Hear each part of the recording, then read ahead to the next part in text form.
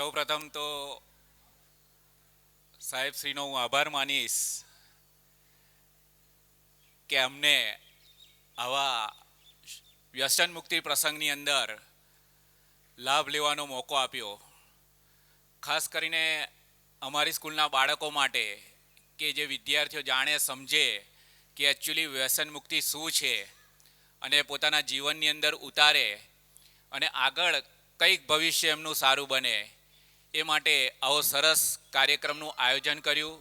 અમને આમંત્રણ આપ્યું તે બદલ ફરીથી હું શ્રી લક્ષ્મીનારાયણ કેળવણી મંડળ વડતાલ, શ્રી લક્ષ્મીનારાયણ હાઈસ્કૂલ શાળા પરિવાર તરફથી આપનો આભારી છું.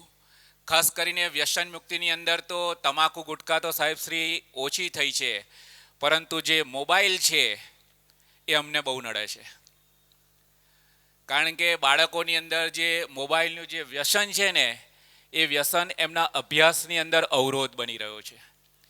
કારણ કે અત્યારના માતા પિતા તો બાળકની પાછળ જેટલી કાળજી લેવી જોઈએ એટલો સમય આપી શકતા નથી.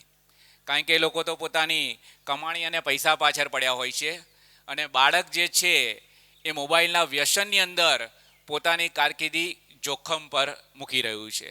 એટલે અમે પણ ત્યાં સ્કૂલની અંદર આનું આયોજન કર્યું હતું. તમને પણ નમ્ર વિનંતી કરીએ છીએ કે કોઈ વખત સમય કાઢી અને અમારી સંસ્થામાં પધારજો અને ખાસ કરીને આ બાળકોને જે વ્યસન મુક્તિ છે અને એની અંદર તો મોબાઈલ એના વિશે કંઈક જ્ઞાન પીરસો, જેથી કરીને એમનું ભવિષ્ય સારું બને. આપણા લોકલાડીલા માનનીય મુખ્યમંત્રી અને વડાપ્રધાન શ્રી નરેન્દ્રભાઈ મોદીજીના જન્મદિવસે પણ આપણને અહીંયા હાજર કર્યા છે. ગઈકાલે ગુજરાત માધ્યમિક શિક્ષણ સંઘ અને ગુજરાત ઉચ્ચતર માધ્યમિક શિક્ષક સંઘ દ્વારા જે બ્લડ ડોનેટ કર્યું છે એની અંદર શિક્ષકો દ્વારા વર્લ્ડ રેકોર્ડ નોંધાયો છે. તો આપણે સૌ એને તાળીઓના ગડગડાટથી વધાવી લઈશું કે શિક્ષક મિત્રો દ્વારા કે જે બ્લડ ડોનેટ થયું છે એ ગ્રીનિચ બુકની અંદર એની નોંધણી થઈ છે.